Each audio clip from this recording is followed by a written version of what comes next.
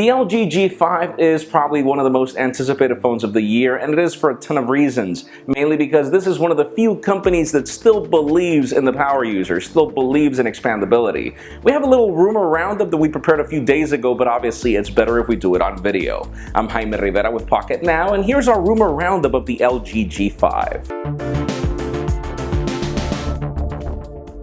One of the most important changes of the LG G5 is its design. This is the company that still has removable backs, and apparently the company is planning to change everything. The plastic design is apparently going to be no more. It seems that the company is going for metal, which is the major rumor.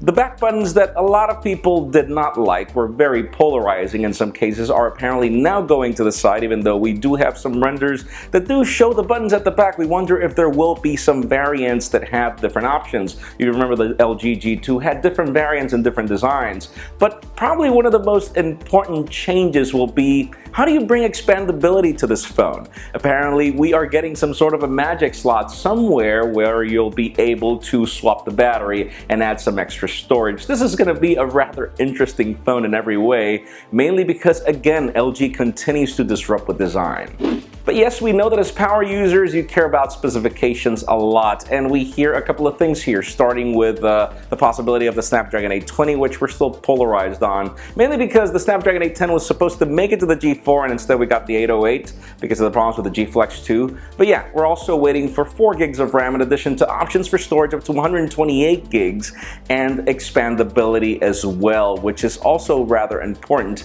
In addition to the bells and whistles that we expect from every other flagship, though, we're still debating on the display. Is LG going to continue with the quantum dot, or at some point will they bring their POLED displays into smartphones as well? Stay tuned for that one. But the most important feature of the LG G4 and the subsequent V10 was its camera. It takes gorgeous photos, and we're expecting that to be a feature of the G5, and we've got some conflicting renders here. We saw them a few days ago. It seems that we're getting dual camera modules. Just like we see with the V10 on the selfie shooter, it seems that we're getting back cameras that are going to compensate up to 24 megapixels, meaning one module will be 16, the other one will be 8. Apparently these will add up, but we're not exactly sure what LG plans to do with these two modules. We wonder if one is going to be wide angle, if the other one's going to be normal. It is so hard to predict, but it is rather smart, even though the design is rather ugly. Stay tuned for that one as well. That's probably going to be one of the most polarizing topics going forward.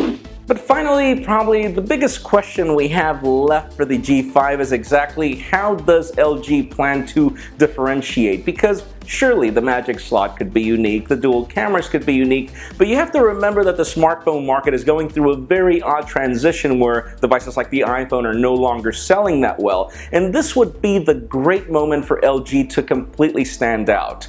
We have a couple of wishes, like for example the software to become more cohesive, for other features like for example the display to take advantage of the canvas a little more. We wonder if we're still getting G Flex functionality here or not. So it does lead me to the question of this video. What do you think will be that one more thing that LG will bring to the table? Because in my case, I do feel that it has to do with something from POLED, with something from flexing as well. But hey, I could be wrong. Leave us a comment down below. We would love to know your opinion. That's it for this video. Thank you very much for watching. Make sure you stay tuned for more rumor roundups coming very soon before MWC. So while you're at it, make sure you follow us on social media and subscribe to our YouTube channel as well. You can follow me on Twitter, Jaime_Rivera, on Instagram at Jaime Rivera, and you can now also watch our videos on Vessel at vessel.com/Pocketnow. Please give this video a thumbs up if you like what you saw. I am Jaime Rivera. Thank you very much for watching. We'll see you next time.